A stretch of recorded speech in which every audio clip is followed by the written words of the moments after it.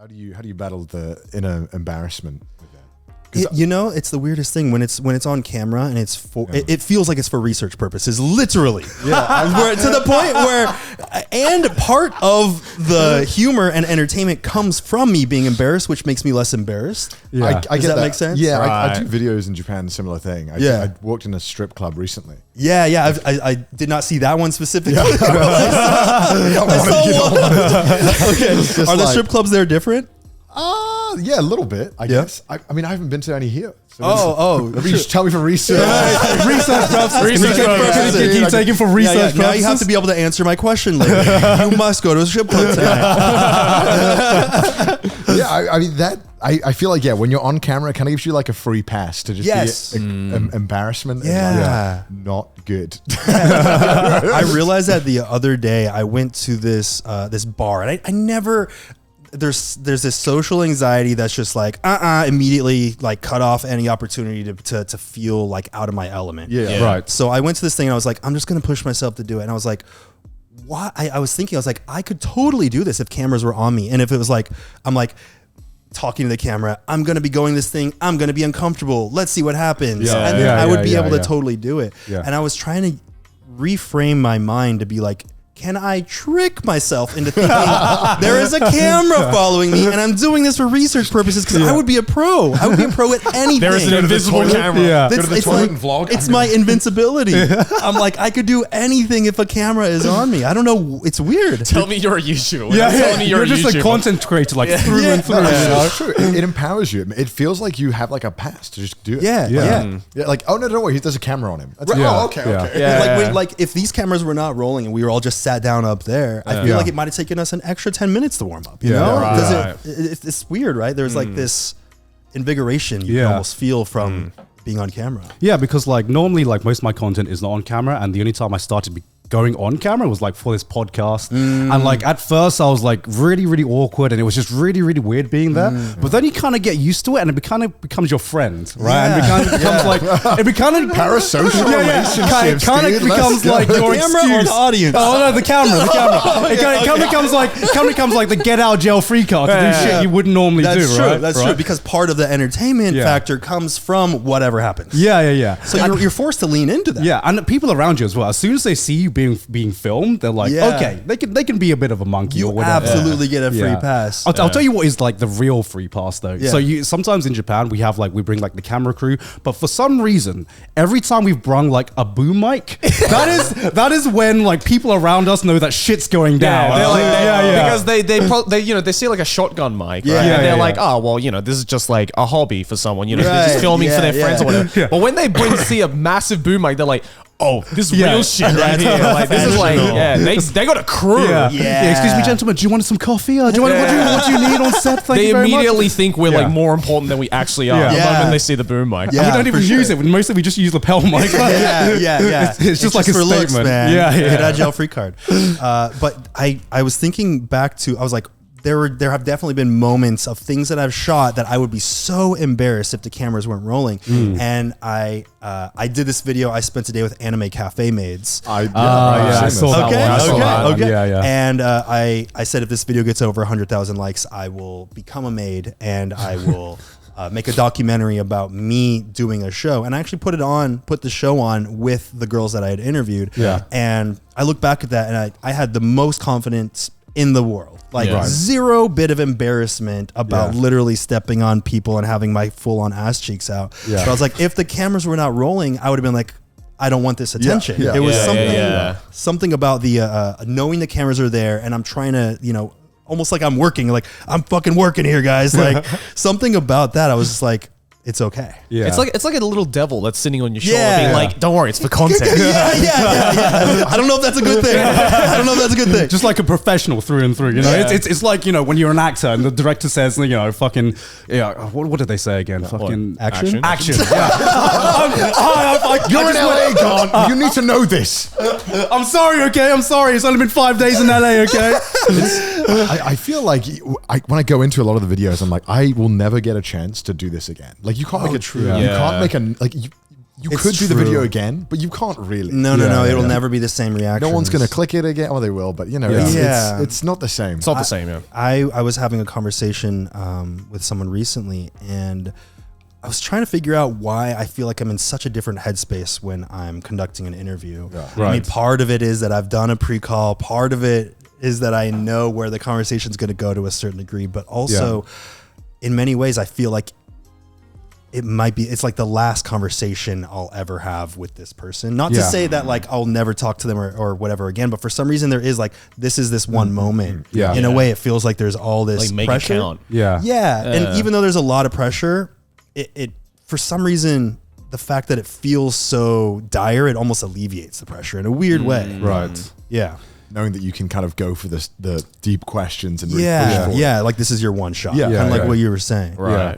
Yeah. That's awesome. When you started, did you ever feel like, I guess, nervous being too intrusive or, you know, kind of like diving down a bit too deep? Yeah, a little bit. I mean, I would tell people beforehand, like if there's any question that you don't want to answer, like don't ever feel like I'm trying to pry further than you're comfortable. Like I would tell them like, tell me to not if I'm going down in direction that you're not comfortable with. But now that I do the pre-calls again, that removes most of that. Sometimes I'll drill down a little bit further, but for the most part, I see if they're comfortable, and I try to word the questions in a way where they can tell me as much as they want or go in as much as they want. Sometimes they'll tell me something. If I want to get in deeper, I'll be like, oh, and I'll kind of rephrase what they just said to me, which sounds really stupid if you like if we just leave it in. It's me saying the exact same thing that they said, but for some reason hearing it back, I feel like they know that I understood, and then it gives them the opportunity to refine or dig in deeper if they want. So usually it's like I kind of throw out little invitations to go deeper without feeling like I'm prying in. Okay. Right. So it's like their choice if they would like to go down if they want to. Yes. Right. Exactly. Yeah, that's pretty smart to do. It sounded like you're describing a different experience.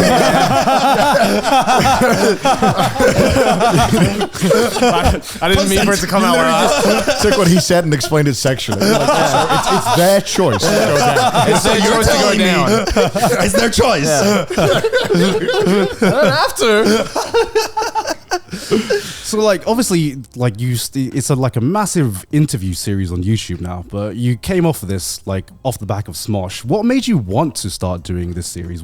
Did you want to explore a bunch of ideas and then this was the one that like kind of stuck, or was it always this that you wanted to do? Well, I mean, you know, Smosh was definitely a comedic, like silly thing. So I never thought that I was going to get into any deeper conversations, like connecting with people in the way that the series is now.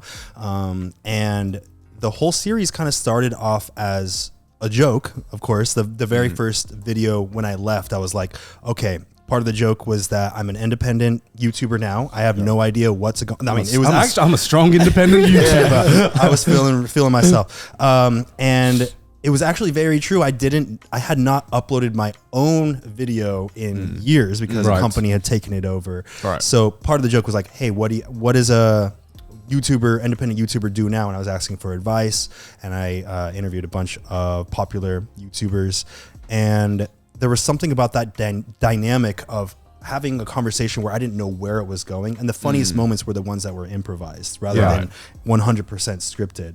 And I really enjoyed that. And then later on, it was like, let's revisit. And I was like struggling for a long time, just floundering, like, what do I do with this channel? And every single week it was like, I don't know what to do. Okay, I figured it out. Okay, I shot it. Okay, I hate it. So now I'm going to figure something else out. Okay, I finally shot. Now I'm releasing this thing that I don't really like, but I ran out of time. And eventually I was like, what were the things that I liked doing most on the channel so far? Let's, I'll dial in deeper with those ideas. And then I started expanding on it from there.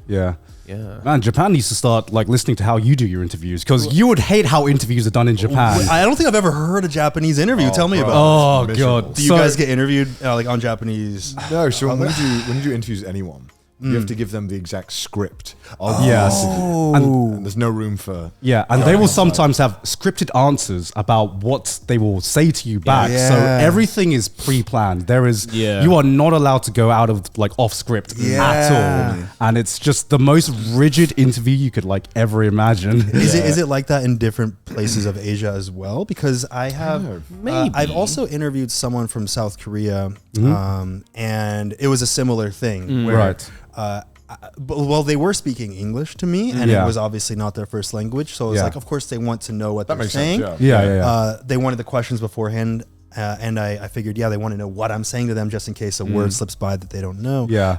But I didn't realize what they were doing was scripting their respances to such a degree that afterwards they sent me their script. Yeah. And, oh, wow. And whenever I thought it was a little bit weird in the moment, whenever I'd ask a question, they would repeat the answer that they had already said. And I was like, okay, well, they were a lot more loose in the pre-interview, just talking to me about all these things. Yeah.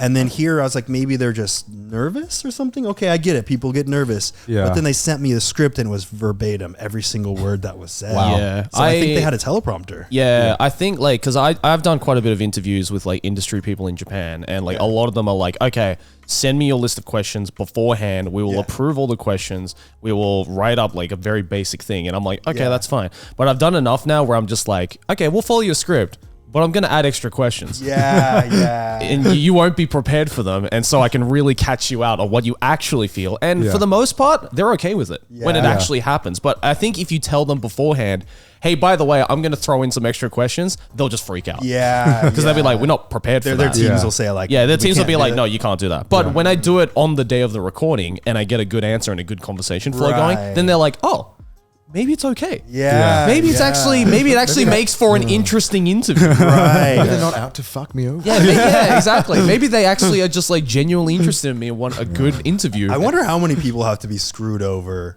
like, in order for that to become the standard. It's like, how many bad interviews must have you have done for you to get to that point? Yeah. But it does take a while to kind of build up that rapport and that level of respect or trust. With people, you know. And I've seen that too. I have people that are a lot more comfortable with doing my interviews now than I think that they probably would have been a couple of years ago before I'd really, I don't know if I want to call it proven myself, but like, I guess proven that I'm not going to purposely and maliciously try to like defame someone and ruin their career. You never really showcase even like, what most people would consider strange things. You never really show it as like, whoa, look at this weird thing. You're just like, these are real people. Let's just see why real people do what they do. If it is a strange thing, I like to talk with them about how it's a strange thing. Exactly. And the thing is, most people are absolutely willing to talk about how something that they do is strange. It's not like they are so like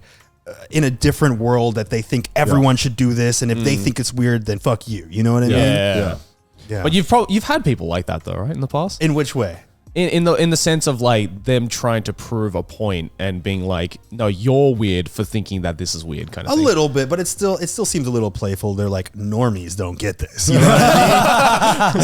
So they still, I think, recognize that, but definitely people are a little bit defensive, but I think it's because they've been shown enough times that they feel like they have to be defensive because that means that someone doesn't respect them. And I think it's just a lot of like vying for respect of people. Do you often find like, do you ever find people that it's a different field where you're just talking to someone casually, but when you're in like in an interview setting with cameras, you really have to like make them feel comfortable, like being themselves and talking. Like, did you find that a challenge with your interviews at all? Just getting people to be comfortable on camera as quick as possible? A little. I mean, and you bring up a good point. I do obviously have a limited time, and I can't just spend the first like hour of the interview warming up. So I go out of my way to really connect with people. We have the pre-interview call, so there's a little bit of that dynamic where we're already laughing together and we already are on the same page. So there's that when they show up. But of course, they're a little bit more tense. But I'll meet the guest on the street. I'll walk them in. I'll bring them out to the back. We do our COVID tests and we like hang out. Like on this park bench that I have on my balcony, and we just chit chat, and I get to know them, and I tell them a lot about myself. So I think that there's like a method to kind of warming people up so that they can see like that you're genuine and that you're not secretly going to be trying to get a one up on them. We should have done that. I should have taken him out back. So here's what we were about. Damn, Anthony just turned up. We were like, all right, cameras on. Right, let's go. Come on, chop chop. No, we used to do something similar. We called it like, I don't know if it was a strat, but the Denny strat. So there was a Denny's outside of our office. And we often invite them to like lunch beforehand to like get to know them, have a casual conversation. But one issue we always found ourselves having was we'd get into a conversation and it would just be like, shit, this is good material. This is good. I mean, it literally happened like the 5 minutes since Anthony sat down and we're like, shit, let's just like not ask any questions because this is like good material that we can go through now. Yeah. And that's part of the challenge also. I mean, that's the closer you get to someone, the more you start connecting with them, the more you start talking about things that are then difficult to bring back up and have it feel like the first time you talked about it. But that's what helps having my questions already. Because we actually go away from those conversations for a little while. And then if we have a good conversation, I'll write it down in my notes and I'll be like, this is a good, we need to bring this back up again. Right. Yeah. Smart. We should take notes. We should definitely take notes. This isn't a podcast. We're literally just asking for advice now. It's like, how do you do it? You guys didn't have to I could have just sent you a message. It's like, where were the questions, bro? Yeah, no, this is great.